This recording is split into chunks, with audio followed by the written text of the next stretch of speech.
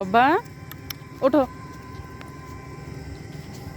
এই যে এই কুকুরটা, এই যে আলিপুর যাওয়ার যে জংশনের রাস্তাটা, মানে রেলগেটটার এখানে যে মার্কেটটা হয়েছে, এখানে আমি যখন 4টার দিকে যাই তখন ওই কুকুরটা শুয়ে আছে, এখনও শুয়ে আছে। আমি ওটা দেখে ভাবলাম যে কিছু হয়েছে নাকি। তো আসা মাত্র দেখি যে ওর এখানকার ঘাড়ের মাংস নেই, খুব বাজে অবস্থা ছিল। আমি আমার কাছে আইভারমেকটিন ট্যাবলেট ছিল পোকা মরার, আর অ্যান্টিবায়োটিক সবসময়ই রাখি আমি আমার ব্যাগে। তো ওটা খাইয়ে দিলাম।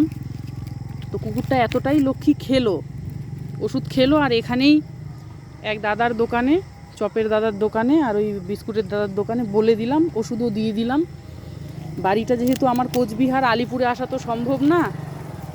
খাও খাও খাও,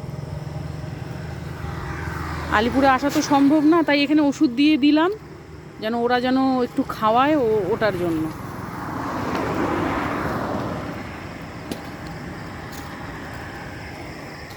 রাস্তাঘাটে এরকম অনেক কুকুর আছে এখন, যারা এরকমভাবে মারাপিট করে ঘা হয়ে যায় ওদের শরীরে। আপনারাও যদি দেখেন প্লিজ ওদেরকে হেল্প করবেন।